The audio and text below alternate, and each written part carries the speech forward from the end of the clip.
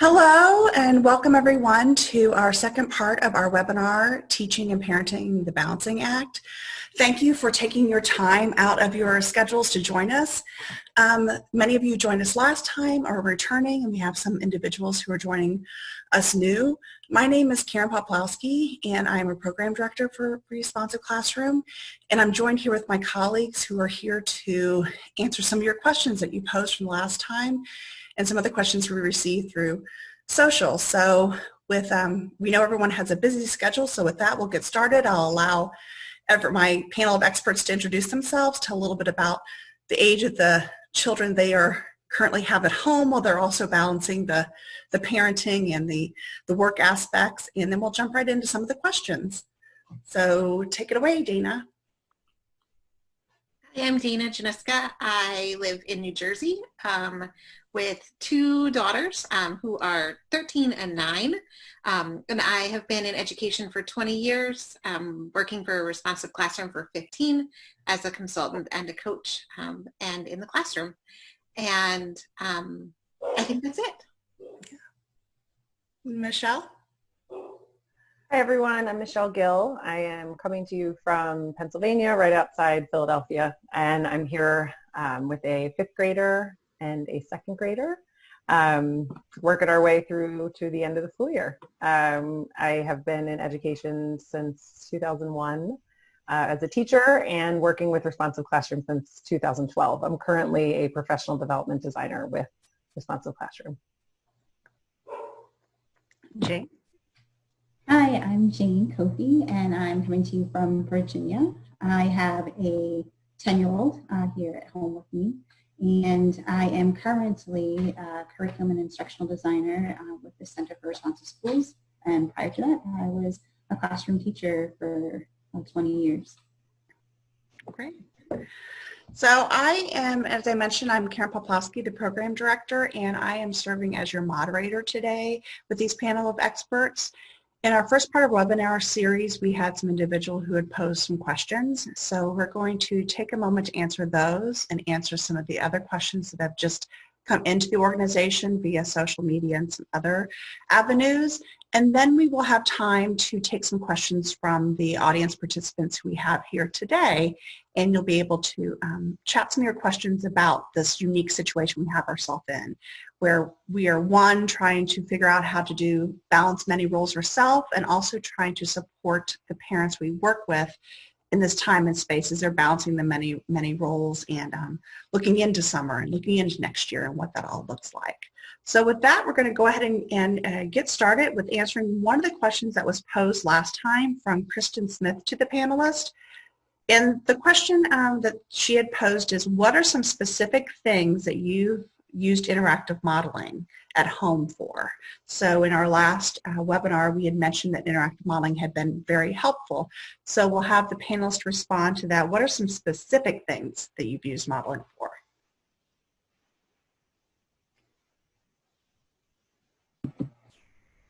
I can say for me, some of the specific things were related to the work that my daughter was doing for classes, but some of the ones that she needed to be able to do when I wasn't available were things like, okay, so I have a meeting at the time that she would have lunch. So it was a modeling of, here's some quick things that you can pull together so that you can have lunch and you're not waiting on me. So it'd be like, all right, so here are your options for foods. Here's your options for proteins. Here's your options for the grains that you want. And then I would show her, okay, so I'm looking at each of these things, and then I'm putting all these things together, and then I would have her try it. So that came in handy, especially early on when I wasn't quite sure what my schedule looked like or her schedule looked like right away. And so it allowed for her to still take care of herself. And I had guided her through that, so I knew that she would be able to be successful with that. That sounds like a great helpful modeling that would help all throughout summer, school year, et cetera, to really build that independence and responsibility. Yeah, Jane, if you want to pop over here around noon. Oh yeah, we could use that lesson today. My one doesn't do your typical, she's not a sandwich person. Like, she's not the ones, no go-to things is she one of those people for. So I couldn't say, make, a peanut butter and jelly sandwich because she doesn't like any of those things. She doesn't even like sandwiches. So it definitely had to be modeling that happened with things that she would actually eat. And so she wasn't just like starving all day long. Hmm. I think mine has been more around school materials that we've needed to model. Taking everything out and covering the kitchen table with everything we're going to use for school. And then at the end of the day, walking away. That the first couple of weeks was making me crazy before I remembered what I was supposed to do, of showing them where things are supposed to get put away at the end of the day. How do we wrap up our headphones so that tomorrow we don't have a big knotted mess that needs to be attended to at the time of the meeting that you're supposed to be attending. So there's been a lot of modeling around that. We've also needed to model things that I think probably just as a refresher for how they use things in school. Like, how do you use your highlighter? What do you do with your pencil?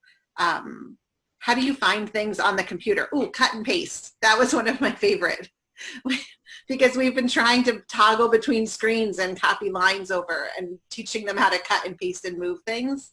That has been super helpful as the time has gone on. We spent a lot of time, there was like Dana just said, kind of rebooting some of the skills that they maybe knew at one point, but now that we're home all the time together, I had to model, and we had to get a new washer and dryer. So we had a breakdown. So I had to model using that. And then the other things that we focused a lot on were just areas that I was seeing my son and daughter struggle with one another. So the social emotional skills they needed to agree and disagree respectfully was a big one. We did modeling around what to do if you're asking for help and mom and dad aren't there, but you want your brother to help you with something. Like, what does the asking look like? What does the responding look like? Because these were things I realized weren't just happening easily. And another big one was what to do, similar to what Jane said around the food. Like, if I'm in a meeting and it's the kind that you can't, necessarily interrupt, and you are finished one task with your online work. For my second grader, we realized it was really hard at first for her to go to the next task, or there was some executive functioning things that we needed to zero in on, and she was getting really frustrated because she thought she was done every time.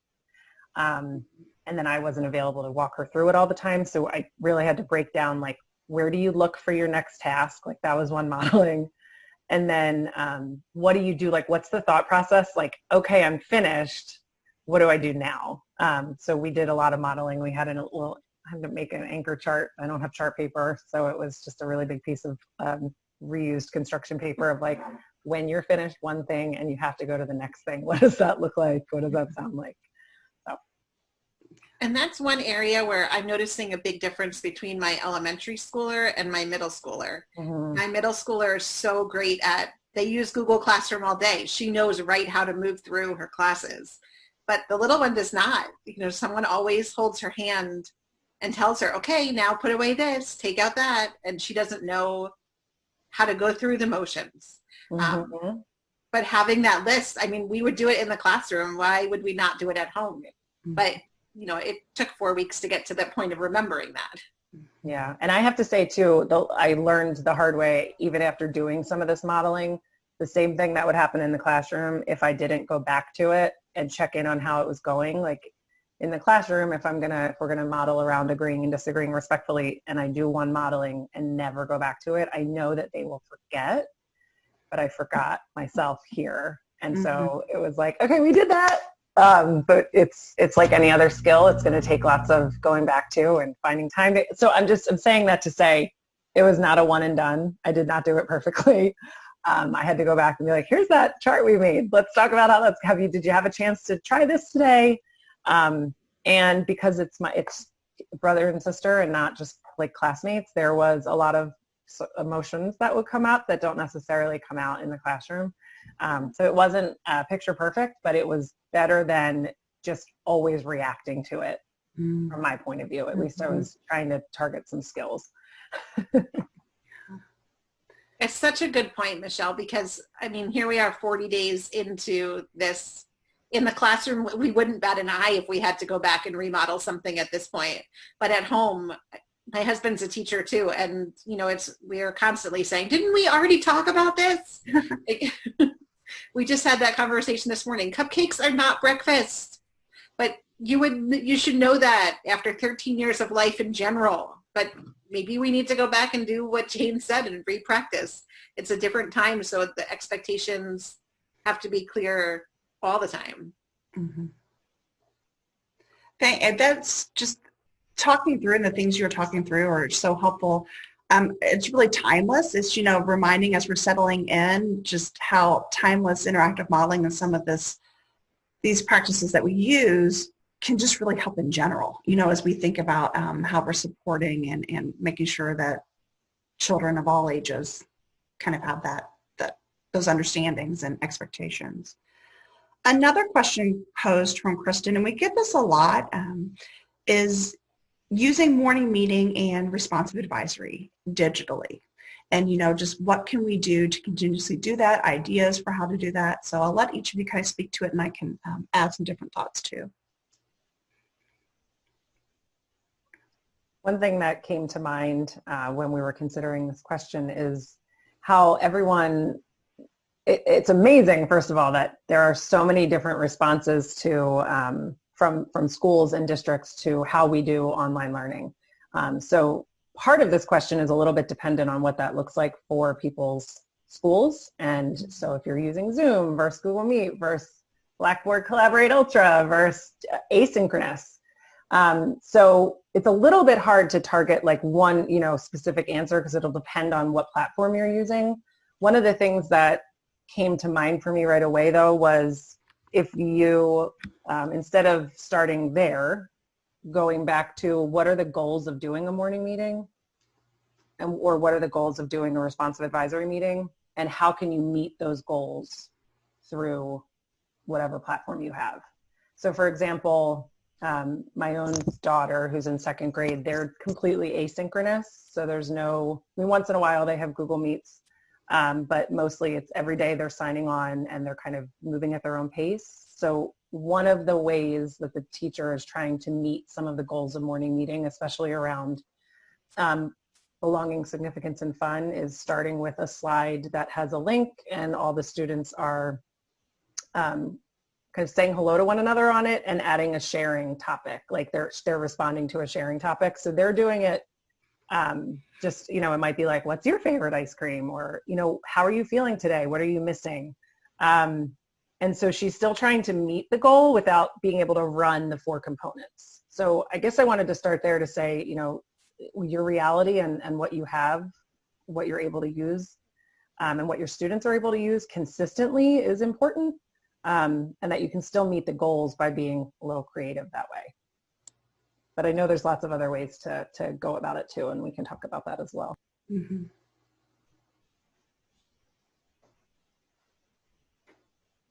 Jane or Dana?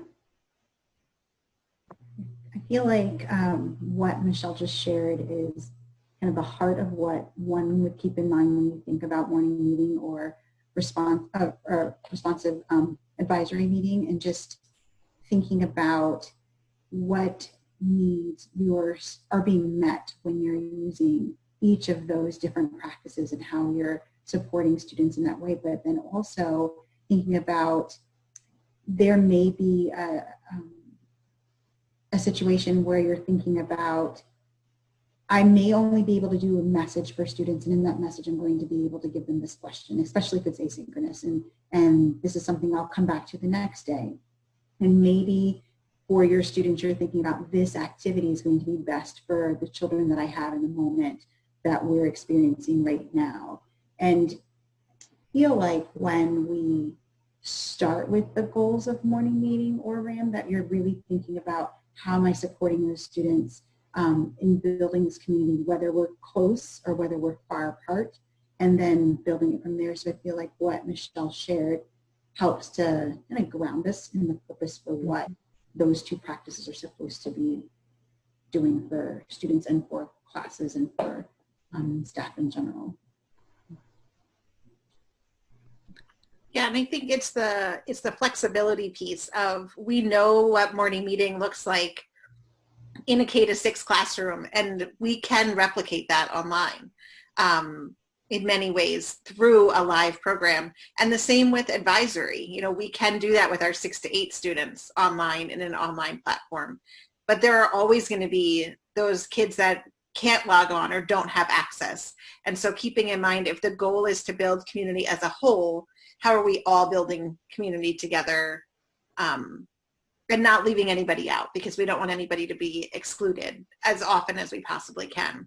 And that might look different. So I know for one of my daughters, she's doing online advisory meetings, and I've been able to help lead and navigate some of that with some of her teachers. And they are doing an awesome job of, you know, just taking simple activities, like so many have been posted on the responsive classroom page. But one of their favorites is love it or leave it. So when we ask a question of, you know, the kids can come up with the prompts and say, you know, going to the beach, do you love it or will you leave it? Do you like chocolate, love it or leave it? And the kids have been awesome at coming up with different things of, how do we feel about homeschooling work? How do we feel about Google Classroom? How do you feel about your teachers? The teachers have all been setting up virtual classrooms, which are so awesome. And so giving them the opportunity to ask those questions. And then on the flip side of that, she also has some teachers who have reached out and said, listen, we haven't heard from student X in weeks. My daughter tends to be one who loves to reach out. So she will call them, or she'll send them a text message and say, where have you been? You haven't been to the meeting in a few weeks. And that's just another way to make sure that we're checking in to make sure all of our students are connecting with someone during this time. They've also had an influx of new students at their school, which I think is really interesting. And our counseling team has paired up a bunch of the new students with existing students and has them reaching out and connecting, so that when they come back to school, they don't feel completely like they've been a part of the school for 6 months, but haven't really been a part of the school for 6 months. So I think it's that flexibility of thinking outside the box of, yeah, it's awesome if we can all be online doing this, but if we can't, how are we making sure we establish those connections as well? Yeah. And Dana, that the flexibility piece made me think about having the flexibility and the that realistic lens too, of like, I may run like this amazing 20 to 30 minute morning meeting in person with all 4 components, and it's meeting all the goals, and we're blending academics and social emotional, and I can give myself the grace to do parts of it. And it goes back to that, we use the saying a lot in responsive classroom, to go slow, to go fast, go slow to go fast. And that because of all that's happening in the world, I know the teachers that I'm supporting and working with right now are saying a lot of like, I can't do that all, it's just not working, but something is better than nothing, right? And so they're finding that just doing one component, or finding one piece that is really meeting the needs of the students, as Jane said, like going back to what the students need, is better than nothing. And that if you're not able to get all 4 parts rolling, like that's okay, right? Mm-hmm. It's just that time. We need to have that forgiveness for ourselves, and the students are still going to love whatever it is that we're able to do. And I think when you talk about time too, I think about the length of time for the meeting. If you are doing something live online, keeping it brief. I think what happens is we get the kids and we're so excited to see their faces on the screen. It's tempting to be like, let's do one more thing. Let's try one more thing. And as we go on, that's when the expectations start to slide, or the puppies start to come on the screen, or we get more distracted. So really keeping in mind, how long is the attention span of the students that you're working with, considering that they are at home in their most comfortable environment, so that when we are doing a meeting online, we can be positive and productive.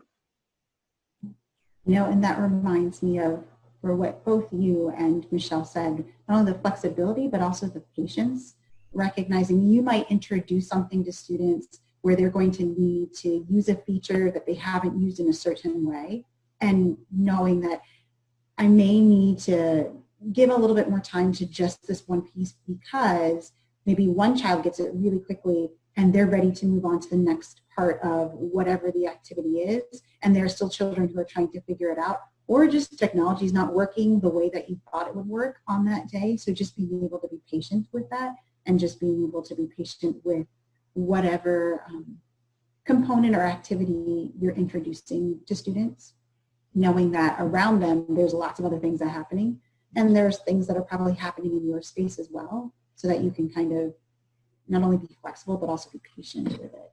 So if it didn't work today, it doesn't mean like you're just going to give up and be like, I'm not going to do this component ever. But okay, so this happened. What do I need to change and tweak a little bit so students feel comfortable, and I also feel comfortable using or doing that particular thing.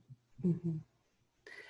And like Michelle said before, with having a list of expectations for at home, making sure that we have that, you know, with the teachers I've been working with, coaching them online with online advisory meetings, having those expectations ready to screen share at every moment. So that if things start to go awry, we can quickly pull them back up and say, okay, let's take a look back at our expectations, just like we would do in morning meeting, or just like we would do if we were in person with advisory. You know, we're going to stop sharing our cameras for a minute, check the expectations, and then when we're ready and we feel like we can handle it, we'll put our cameras back on. We would do it in school, so it's one of those things we have to replicate online as well. And as all of you are talking, it does, you know, coming back full circle to Michelle, as you said, about it's about the goals. And I think, you know, when all this, when the transition happened, it was at a really wonky time in the year when you really kind of depend on your morning meetings and your RAMs to keep your community going. And they've really reached, like in many classrooms, this really rich place where you're doing these more in depth because they've built to that. And then so your natural instinct is you want to provide the consistency for your students, but then you also have this leap of like, okay, now they're trying to learn online too, and I'm trying to do it too. And it does, you kind of almost have to step back and roll it out in the same way you did at the beginning of the year. And that can be tricky and hard when you're wanting to keep things as consistent as possible. So that was, I think that's a lot of the conundrum. And as we even look into next year, you know, if educators are facing that next year, thinking about, okay, how do I keep in mind the goals and how do I roll out with what I want to accomplish? At the beginning of the year, a lot of it is going to be around how can I let people know this is a safe, predictable place. You belong to this community. So really focusing, like we will even say in some of the courses, you know, you may just do one component and that's okay as you start to build out and really grow that in. And what I've always found that helped me both as a teacher and then a lot of teachers I work with and as a principal, just taking time to like sit back and look at the parts. So looking at a bunch of greetings and like going, oh, I could adapt this one and I could change this one would work. Just having that like space to brainstorm on the components or the activities and having that chance to kind of sit back and gather a bank of things to go to rather than, oh my gosh, I got to plan a whole morning meeting. How can I, you know, gather my tools so that I can kind of pick and choose and know where my bank is coming from would be another piece. Also, I want to just point out to this group and to others who may be listening to this in recording format, something we on the horizon that to be looking out for is we are thinking about some ways we can some specific morning meeting and RAM pieces that we can share with all of you. So more information forthcoming. Make sure you follow us to get some of that stuff as we definitely as we move back into next school year. What are some different RAMs and morning meeting adaptations or different ideas that would help us in this specific space and time? So more information. And Karen, there's been a bunch posted recently as well. So make sure you scroll back and look and see what are some of them. They've been awesome. The kids are really loving every single minute that they get to connect with each other and the thoughtfulness people have put into adapting these activities to a digital format. Yeah. So another question that kind of has been posed. So many of us are in this place where, I mean, I know my nephew just drove by and picked up his diploma yesterday, and I have a niece in finals. So for many, the school year has ended or is ending. So how do you transition into summer? So what would you recommend as you're looking for helping children close up for the school year, but then also transitioning to, okay, we're summertime, and then we're going to have to go start getting into a school mindset. So how are you all viewing or taking summer a little bit differently? And what would you recommend educators do in this balancing act?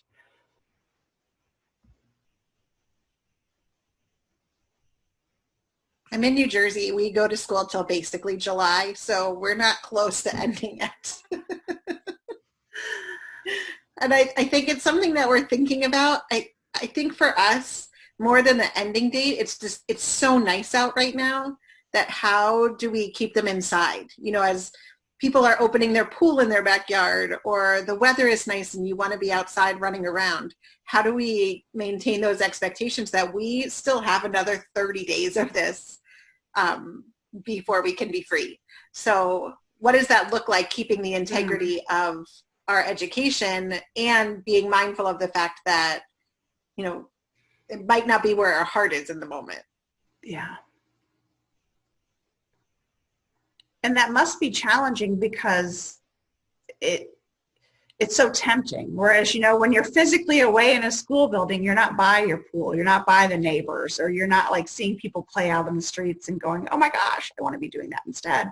And keeping that routine, it would seem like would be challenging. Yeah, and I have to keep reminding myself, like in the classroom at this point in the year, my kids would be like, can we go out? Can we go out? Can we go out? Like, when are we going out? What are we doing? Do we have extra recess? And so I shouldn't be surprised my kids are doing that at home. But yet at the same time, I'm like, you have 3 hours of schoolwork to do at home. This is not the end of the world. Do it, get done, and we'll go out. But it's definitely this. It's a similar challenge to being in the classroom with all of the recess requests, but all day. Mm-hmm. I'm kind of reminded of when we're in the classroom, the things that we do to help children close out the year, and thinking through how do I take the heart of what that is and transfer it to this virtual community that we're creating with students. So even like I'm thinking about sometimes at the end of the year, we'll do this thing where we create like a memory book and students will like write their memories in that. But then thinking about the virtual format, what if it's just a page that they're doing like a Google slide or a PowerPoint slide, or they're just sending me their thoughts and then I create that so that it becomes like kind of an ongoing thing as the year is coming to a close, where you're starting to think about, you know, what have you enjoyed about this year? Because the reality is, yes, part of their year is different and it looks different, but the beginning of the year was still there, and not forgetting that part, the way that the year started and all the pieces and all the memories and all the activities and the moments prior to now, and having them think about those pieces and think about, so remember at the beginning of the year when we did this big whatever, and kind of building those memories and still finding ways that students can connect through some of those moments, so that when the year is coming to a close, you can still bring back those pieces that students enjoyed and that helped keep the community going, so that you can end the year with that same, almost like same feeling. Mm. I was happy to see that some of the schools that I'm connected with right now through our work, one of their favorite end of the year activities is their talent show. And they're sad and they're missing it, and they've decided to do it in the way they can now, which is celebrating students with talents, whatever they are, instead of at a whole school assembly. Students who would like to participate are having someone at home record them doing their talent and then sending that email to their teacher, sending it as an attachment to their teacher, and their teachers are going to create like a scrolling video kind of talent show that way. So it's not live, but all the videos are there, and all the students in each class can watch their classmates perform their talent. So we all are just completely amazed by the creativity that educators, Mm-hmm. you know, in the way they're taking these curveballs and reimagining. what could be, and really trying to say, like, what is our special thing? What do we love to do? And how can we reimagine it? Here at home, in thinking about balancing, you know, helping my students, my children close out their school year and this strange time that we've been in. I believe that celebrating is such an important thing, and just what were some of the small, tiny successes we experienced during this very challenging, sad, and hard time. But you know, there were also some good things. And what were some of the academic things that went really well? What were some things here as a family that went really well that we're proud of? So I'm planning on having, you know, just some time together to reflect on that. And then in transitioning into the summer, shifting into that envisioning world. So if these are things that we really liked about the last few months together, and we know we're going to have a few months together, that, you know, possibly less pool time, it seems like. Pools are not opening around here, at least. Less trip time that we usually rely on for breaking up the summer months. But if there were things that we did like about the last few months, how do we envision, what do we want to carry into the next few months together? So I have, you know, my second grader and my fifth grader are going to approach those questions differently because of where they are developmentally. But having that conversation around, how do we want it to look? What are some things we really hope we do together this summer, despite the changes? So I'm going to rely heavily on envisioning to see what could be. That's my plan. And Michelle, you bring up something like, you know, that transition seems powerful because it helps close up. It also helps like open summer, you know, so isn't just this one bleed through that just happens and we don't ever stop. There's a way to kind of recognize, and they can still have that sense of closing up a year and entering summer, because we all know that that's a huge piece. We all remember our last day of the year before you like head off to summer vacation, and how do we keep that and have them still have that feeling and that experience. And I think what you bring up about using envisioning and having them, even, you know, as we talked to them the last time, like setting a hope and like, what's your goal for the summer? Like, what's our hopes? Because it's going to look a little different. There's going to be some different things, and we'll take it day by day. But how can we make the summer what we hope for it, so it seems like its own distinct thing? Seems helpful. And Michelle, you also have a unique situation too, because you have a student transitioning from elementary to middle. So any ways that the school has been supporting that, or any ways that you are seeing supporting that as he's closing out from another school and then entering a new school? So right now their plans for transitioning are in the works. So I think they're waiting till they get a little more information around what next year is going to look like before they help the days where they would have taken the bus over to the middle school with the counselors and done that actual physical tour and had the parents in to calm our nerves have been postponed. One of the things that just personally that we're trying to do, because I've never had a middle schooler myself before, and I've never taught middle school, so I feel very, you know, on the outside of this, is just reaching out to the parents. We're also in a new district, so we moved states last year, so this, I'm not familiar with anything really about this middle school, so reaching out to other people in the community who have had middle schoolers, and that has been incredibly helpful, because they've said, well, in the past, here's what they've done really well that worked for us when my child transitioned.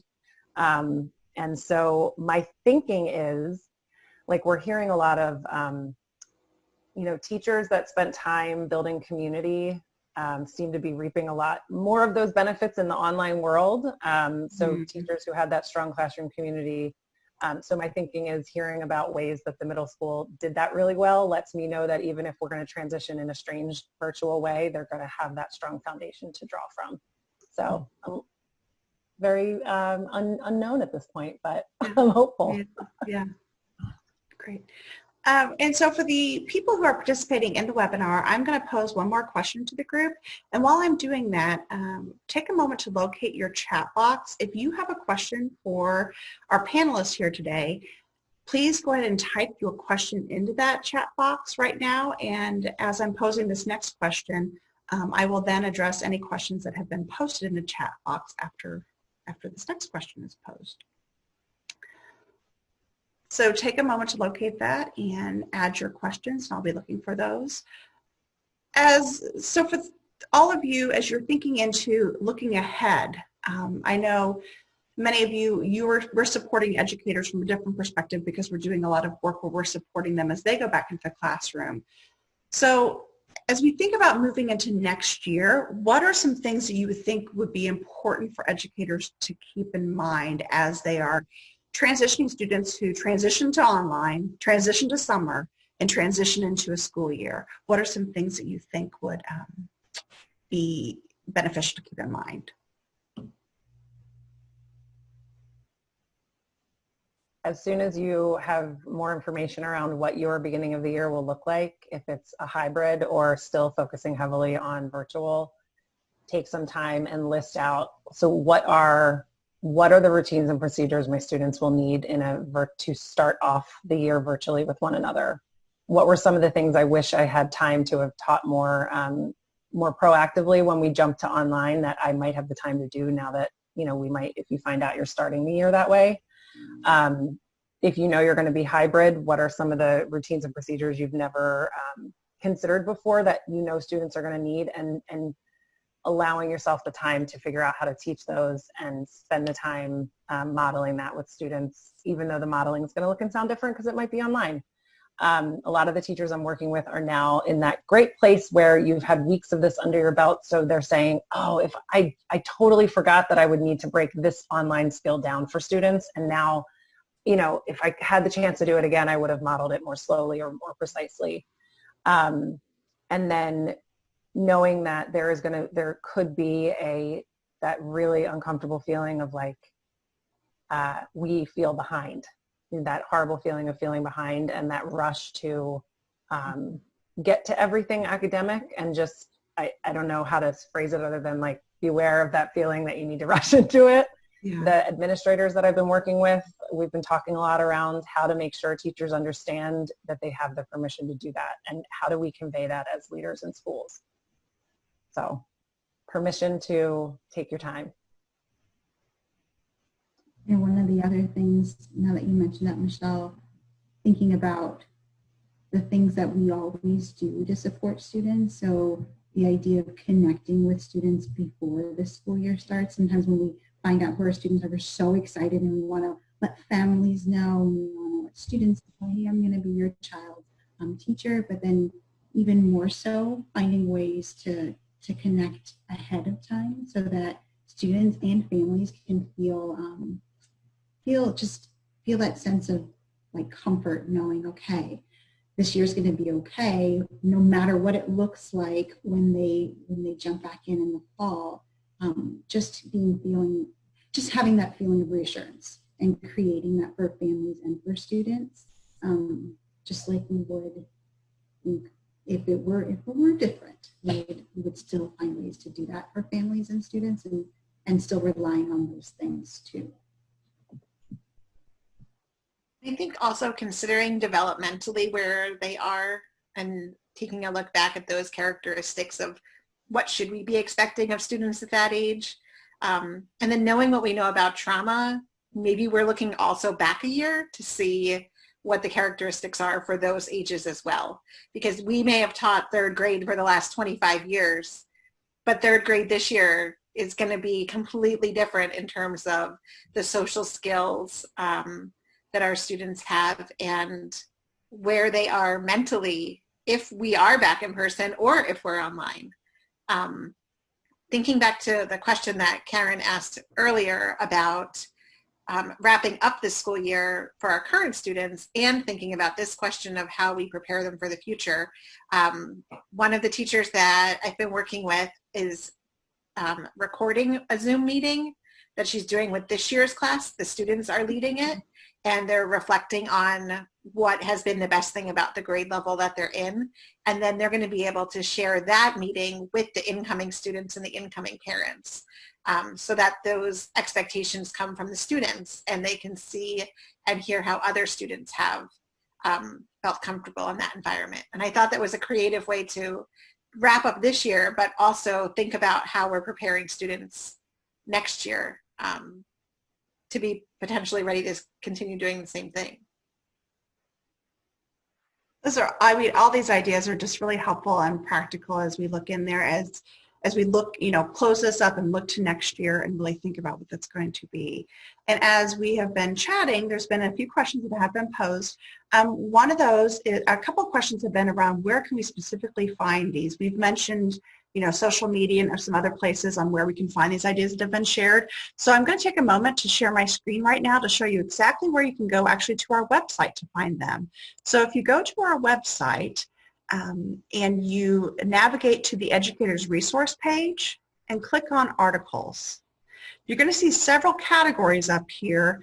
But if you scroll down, what you're going to find is you're going to find all of our blog posts that have been posted over the last few weeks that are in order. So we've talked a lot about ending the school year or ending and looking to next year. There was actually just a great blog post by Kristen Vincent that is there that has tons of ideas, some that we've expounded upon, and there's more there. And if you keep going, you're going to see all the different blog posts that we've posted. To make sure you always get the current, most up-to-date information, you do want to make sure you're in the Responsive Classroom newsletter, and we usually send those out via, come out via email. They get posted on social, but this is a go-to place you can always go to find some of these posts.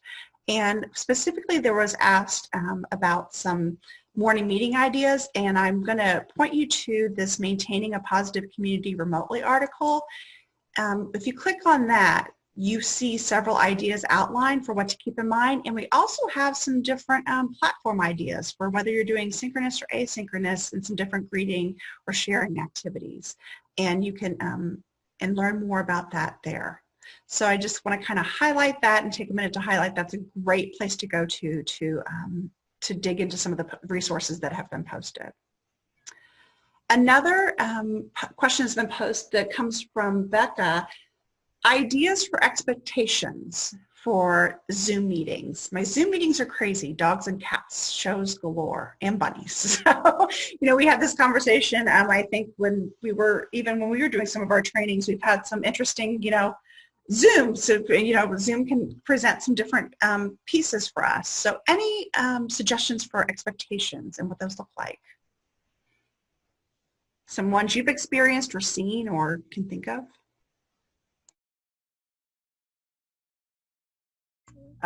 Some that have been helpful for different elementary ages were connected to original classroom rules or school rules, so students could see the clear connection.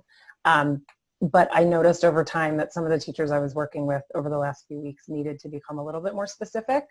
And I go back to a dear friend of mine who used to say, everything is fixable. And so if that is true, and sharing with students that, what? I've noticed that there's some things that aren't working, and it's not in an accusatory, like a lecture-y tone, but like there's some things that aren't going well. And in order for this to feel like a safe place where we can all reach our hopes and dreams, we're gonna get a little bit more specific with some of the expectations for our meetings. Some of the phrasing I've heard has sounded actually pretty similar to the morning meetings, like we come with empty hands. We're in a place in our home that is lowest in distractions, and then defining what respectful participation looks, sounds, and feels like in an online format was helpful, because that is very different than the way a lot of our students are used to interacting online. They could be doing lots of things. And so now that we know that, the teachers that I've been supporting have worked on just bringing that up with the students and letting them know why. So like, why are we doing this? Why are we redefining our expectations? Sharing the why was really important, so it didn't feel like a but we want this to be a time that feels like this for our students, for all of us. So getting really specific ended up being helpful. But I know my colleagues will have some additions to that. I think also part of that is when you recognize the age of your students and where they are developmentally. For some age groups, you may have to just say, these are our guidelines for being online. And then I think about my child, where it could be more of a conversation, like, what are some things you could be doing while you're in a live lesson? We could be playing Roblox right now. We could be, and the conversation that comes from that is just real and authentic. And then being able to go from that point and saying to students, so if you're also doing this at the same time, what might make it challenging for you to be successful during this live math lesson or during this live reading lesson, well, it might be difficult to answer a question, or I might miss an important part, or I might ask a question that someone already asked, so that they're able to see the why behind the guidelines that you're generating, but then also they're a part of that conversation, very similar to when we do the collaborative rulemaking at the start of the year, but it's kind of in a different part of the year because it's a different situation, so that they are part of the reason why these guidelines are working for their group, or coming back to those guidelines and thinking about what might we change a little bit now that we know what this looks like and feels like. And it may have been similar to the beginning of the year where you live with it a little bit and you start to figure out, okay, here are some things that I need to address now that I know what it's going to look like in this virtual community. So then the conversation is more authentic because you have something to pull from, I guess. And I think that's a great, thinking about what you said, I think Michelle said about what does it look like, sound like, and feel like online. That's an easy task we can do with kids within our meeting. They can type into the chat box. So what does it look like? And we can jot some of those things on the screen for them. I think also keeping the power, I want to say, of, if we were in the classroom and we said to the students, okay, we're all going to come meet over here for morning meeting, or we're all going to get into our groups for advisory, and the students didn't do it, we would send them back to their seats and say, we're going to try again. Let's remodel it and repractice it. And so online, we can do the same thing. We can pause their cameras with the click of a button. We can mute everybody with the click of a button. So we can take back that control and say, it's not a lecture. It's not that we're picking on one particular student. Just as a group, we need to go back and say, let's refresh. What are those expectations? How do we make sure we're upholding those same things online as we do in our classroom, so that we're treating each other the way we need to be treated? And so I think holding on to that and continuously coming back to it with middle school students, that might be something that has to happen at the beginning of every single online advisories, because they're worse than the first graders with online behavior. So again, holding on to that, and don't be afraid to pull that control back, just like you would in the classroom, and take that opportunity to remodel. Dana, as you were talking, I was thinking about that. Whenever you read about responsive classroom discipline, we talk about that the teacher shares power and control with the students, but giving them more power and control when they are ready. And so it was such a weird time of year, because in the classroom, they may have had a lot of power and control, and then all of a sudden we had to yank it back a little bit for everyone's own good. We also know that an important part of the discipline in responsive classroom is that balance of empathy and structure. And I know myself, my leadership style, a lot of empathy, but that if I don't balance it with that structure, it's just a hot mess. And so a lot of times for a lot of teachers I was supporting, we going into it they just need to be around each other, and they need to connect, and they need to talk. And it's okay, but what's the structure so that it feels good for everyone, and not just the couple that are the loudest or the ones that are having the side chat. And then also, as you would with your class, now that you've had some experience with online learning, now the teachers have had some experience and they may be gearing up for more of it next year, when you have those expectations set, being clear with the students so in our online classroom, here's what happens when these expectations aren't met. Like Dana was saying, you have the power to, so you might end up being muted. I might end up stopping everything, or, we might have a side conversation afterwards. That now that teachers have had some experience, they can think, so what are the consequences when these expectations aren't met? So being clear about that. And again, it's never too late. Mm-hmm. Yeah, and those of you who are CRS members, there was just a journal that was put out, and again, that's another great way to stay connected, is to join the CRS membership. There's a journal that comes out each month, and this month it featured some schools from around the world who use RC, but one particular article I know from a school in Columbus, our director of business development and customer care was able to sit in on a virtual morning meeting, and she had shared that the rules that they had 3 rules. And so when they had joined, the 3 rules were, I'm going to paraphrase, so I hope I get them correct, but it was that you stay on mute unless you're talking, your face is the primary thing in the screen, and you don't show, if you're eating, block out your video. And so those seem very specific, but I can imagine they were specific for that group because of some things that had happened.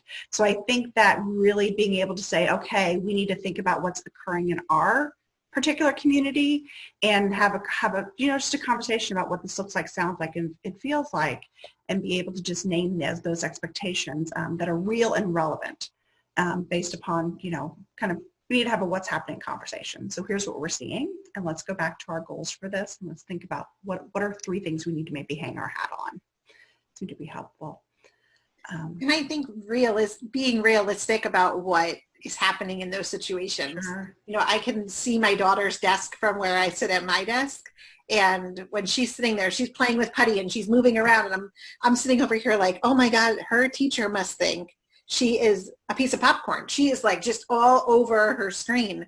And so I went in there to say, pause your video. We need to review expectations from a parenting perspective, because this is not how I want you portrayed in your video. And when I turned and looked at the screen, the entire screen looked like popcorn. All the kids were popping all over the place.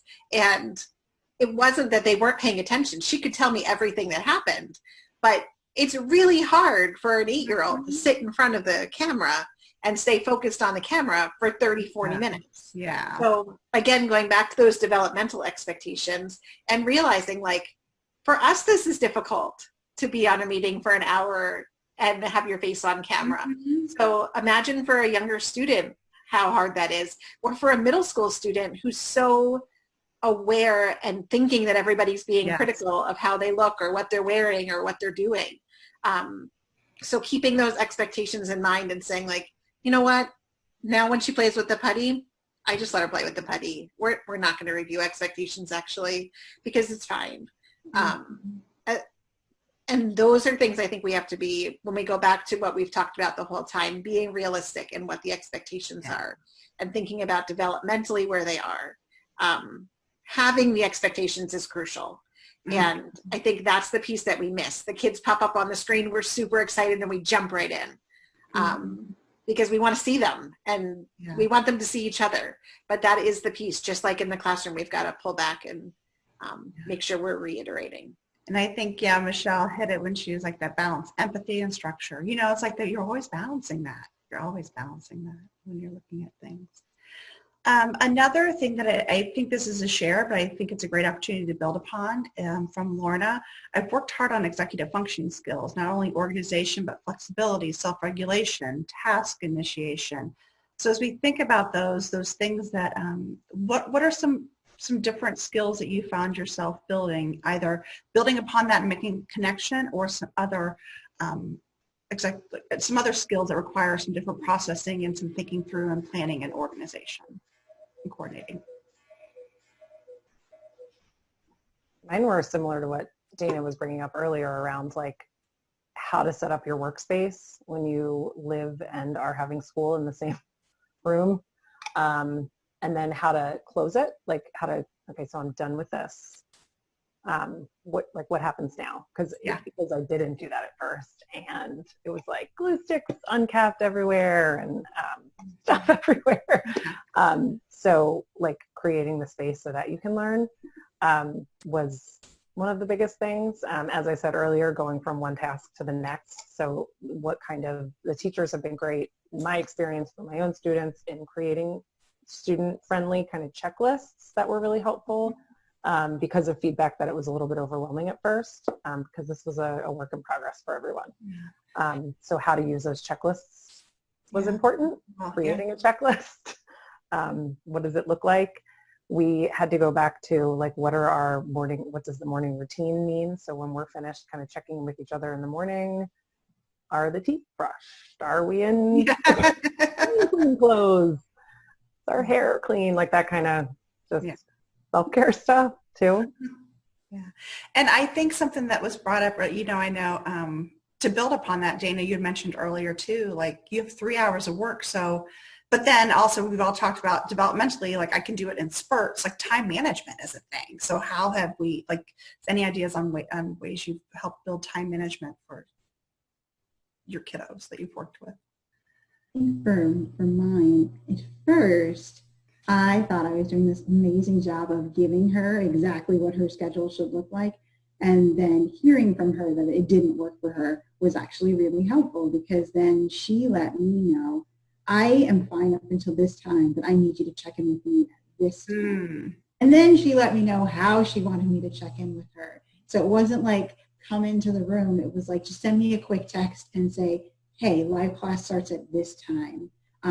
Make sure you're ready. And that worked better for her. And then even helping her think through where she can put assignments and at what times of the day is this the best time to actually work on this, and it's not going to be interrupted by another live class, because she has 3 different live classes and they're all throughout the day. So it was trying to figure out, when can I do this and when do I actually have free time? And the free time that I had scheduled for her was not working for her, because that's not the time that she needed to be able to do that. She needed it at a different time of the day. And so it sparked a conversation, and also just a realization for me that, my way is not always the best way, one, and so that she knew what she needed, and I needed to lean on that more, rather than me assuming this is the way that it will work for you. When I was really hearing what she was sharing, it made it for a smoother transition for her to be able to work in a way, at a time and at a pace that actually worked for her. Yeah, thanks. Yeah, and I saw a lot of people, I jumped right on the color-coded schedule bandwagon before we started day 1, like everyone else. And on day 2 through 16, I saw everyone crumpling up their schedules and throwing them out the window online. But for us, it wasn't about crumpling it up and throwing it out. It was about looking at it and figuring out what is the next best plan. To me, we would have lunch for half an hour and then they could have an hour break before they started. Well, guess what? We never went back to it. Whatever happened in that time period, we were too distracted. So it worked better to take a lunch break and get right back to work and then take our hour later in the day. So it's not about throwing out the schedule. It's about adjusting it to fit the needs of where they are developmentally. And that can be different based on different children. I have a 9 and a 13, and my 9, her attention span is 4.2 seconds. She can do one subject and then she needs to walk away. My 13 can sit there for 3 hours. And just because we're all in the same house doesn't mean we all need to be on the same schedule. It's helpful, but it doesn't usually happen. And what a great thing to be able to learn to do, to be able to manage and kind of figure out how to, I've got this, I need to get done in a certain amount of time. How can I, break that up? So I think that's one thing that is a real advantage, because we know in schools it's just very regimented. I mean, you know what you're doing from hour to hour, from moment to moment, from down to the minute. And so when you have this big open pocket of time, how you chunk that is actually a real benefit to kind of be able to learn and work through. Yeah. So, and I saw a lot of people mentioning timers in the chat, and that was extraordinarily helpful for my 2 here to manage their, we're supposed to be doing this math website lesson for 20 minutes, and so it was like, okay, Google, set a timer for 20 minutes, which was great because we're working, and they can start to manage that. Otherwise they could either stop too soon or go too long. So the timers have been incredibly helpful as well. Yeah. Well, I thank our panelists again for joining us. I know that everyone who is either joining us here in person or listening to the recording will really benefit from your words of wisdom as they're in this place and doing their balancing act, transitioning into summer, and then even thinking to next year. So we appreciate your expertise and time with us. And for those of you joining us, we appreciate your time. And for those of you listening, we appreciate your time and attention as you look for ways a responsive classroom approach can support you, because that is our goal, to be able to, be able to support you with this approach and be the place you can go to try to move through and be that timeless pedagogy you need as things rise up. So with that, we are ending and closing our webinar. I wish everyone a fabulous day and thanks for joining. Thank you, everyone. Bye, everyone.